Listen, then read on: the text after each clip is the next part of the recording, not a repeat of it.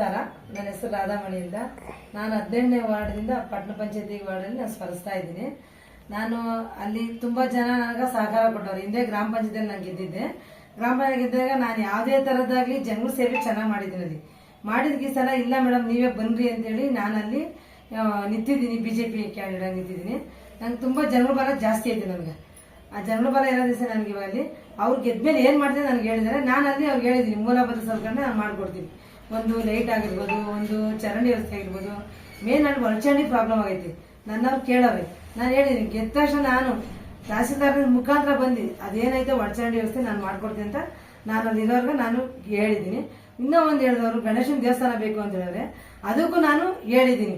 ಎಲ್ಲೇ ಆಗಲಿ ವಿನಾಯಕ ಅಂತ ಬೋರ್ಡ್ ಐತೆ, ಆ ಬೋರ್ಡ್ ಹತ್ರ ಆಗಲಿ ಎಲ್ಲೇ ಆಗಲಿ ಒಂದು ದೇವಸ್ಥಾನ ಅಂತ ಚಿಕ್ಕದಾಗ ಮಾಡ್ಕೊಡ್ಬೇಕು ಅನ್ನೋದು ನನಗೆ ಅವ್ರಿಗೆ ಮಾತು ಕೊಟ್ಟಿದ್ದೀನಿ. ನಾನು ಅವ್ರಿಗೆ ಏನ್ ಜನಗಳು ಭರವಸೆಯಿಂದ ಮಾತು ಕೊಡೋರು ಅದೇ ತರ ನಾನು ನಡ್ಕೊಂಡು ಹೋಗ್ತೀನಿ. ನಾನು ಪ್ರಸ್ತುತ ಅಂತಂದ್ರೆ ನಾನು ವಿನಾಯಕನಗರದಾಗ ನನಗಿರೋದೇ ಮೂಲಭೂತ ಸೌಕರ್ಯ. ಒಂದು ಚರಂಡಿ, ಒಂದು ನೀರು, ಒಂದು ದೇವಸ್ಥಾನ 3 ಕೇಳಿದ್ದಾರೆ. ಅದು 3 ನಾನು ಮಾಡ್ಕೊಡ್ತೀನಿ ಅಂತ ಅವ್ರ ಹತ್ರ ಮಾತು ಕೊಟ್ಟಿದ್ದೀನಿ. ಇನ್ನ ಮುಂದೆ ಇದು ಪಟ್ಟಣ ಪಂಚಾಯತಿ ಆದ್ಮೇಲೆ ನಮ್ಗ ಅಲ್ಲೆಲ್ಲ ಒಂದಷ್ಟು CC ಕ್ಯಾಮ್ರಾ ಹಾಕ್ಸ್ಬೇಕು ಅಂತಿದೀವಿ. ಮತ್ತೆ ನೈಟ್ ಎಲ್ಲ ಇಲ್ಲಿ ಆಫ್ಘಾನ್ ಕಂಪ್ನಿ ಆದ್ಮೇಲೆ ತುಂಬಾ ಜನ ಲೇಡೀಸ್ ಓಡಾಡ್ತಾ ಇರ್ತಾರೆ. ಆ ಹೆಣ್ಮಕ್ಳು ಬಸ್ ಸ್ಟಾಪ್ ಬಿಟ್ಟು ಹೋಗ್ತಾರೆ, ಅಲ್ಲಿವರೆಗೂ ನಡ್ಕೊಂಡು ಹೋಗ್ತಾ ಇರ್ತಾರೆ.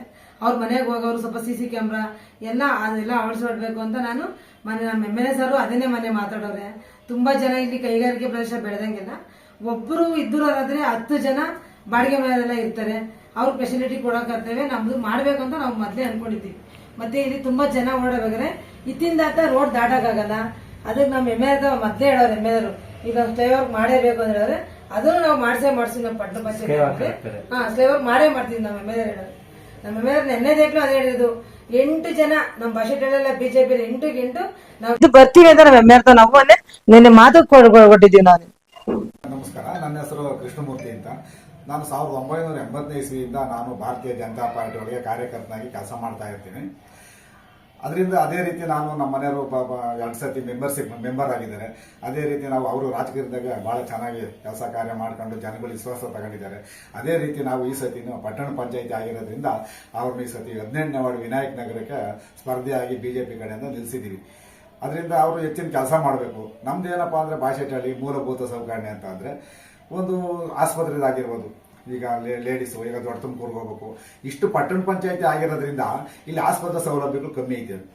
ಆಮೇಲೆ ಇದು ದೊಡ್ಡಬಳ್ಳಾಪುರ ನಗರಕ್ಕೆ ಸೇರಿರೋದ್ರಿಂದ ನಮಗೆ ಪೊಲಿಟಿಷಿಯನ್ ನಮಗೆ ತೊಂದರೆ ಇರೋದಿದೆ. ಆದ್ರಿಂದ ಪೊಲಿಟಿಷಿಯನ್ ಬೇಕಾಗಿದೆ. ಆಮೇಲೆ CCTV ಕ್ಯಾಮ್ರಾ ಇರಬೇಕು. ಯಾಕೆಂದ್ರೆ ಉತ್ತರ ಪ್ರದೇಶರು ಅವರು ಇವರು ಜಾಸ್ತಿ ಜನ ಇರೋದ್ರಿಂದ ಗೊತ್ತಾಗ್ತಾ ಇಲ್ಲ. ಆದ್ರಿಂದ ಬಹಳ ತೊಂದರೆ ಆಗ್ತಿದೆ.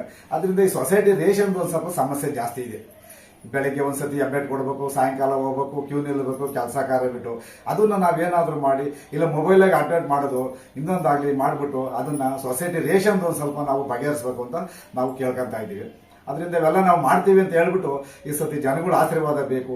ನಾವು ವಿನಾಯಕ ನಗರದಾಗ ನಾವು ಗೆದ್ದು ನಮ್ದು ಏನೇ ಮೂಲಭೂತ ಸೌಕರ್ಯ ಆಗಿದೆ, ಒಳಚರಂಡಿ ಇರ್ಬೋದು, ಒಂದು ದೇವಸ್ಥಾನ ಇರ್ಬೋದು, ಎಲ್ಲ ಮಾಡ್ಕೊಡ್ತೀವಿ ಅಂತ ಹೇಳಿ ಜನಗಳ ಆಶೀರ್ವಾದ ಬೇಕು ಅಂತ ನಾವು ಕೇಳ್ತಾ ಇದ್ದೀವಿ. ದಯವಿಟ್ಟು 18ನೇ ವಾರ್ಡ್ನಲ್ಲಿ 2ನೇ ನಂಬರ್ಗೆ ಭಾರತೀಯ ಜನತಾ ಪಾರ್ಟಿ ಕಮಲದ ಗುರುತಿಗೆ ಓಟ್ ಕೊಟ್ಟು ನಮ್ಮನ್ನು ಜಯಶೀಲನಾಗಿ ಮಾಡಬೇಕೆಂದು ಕೈ ಮುಗಿದು ಕೇಳ್ಕೊತಾ ಇದ್ದೀವಿ.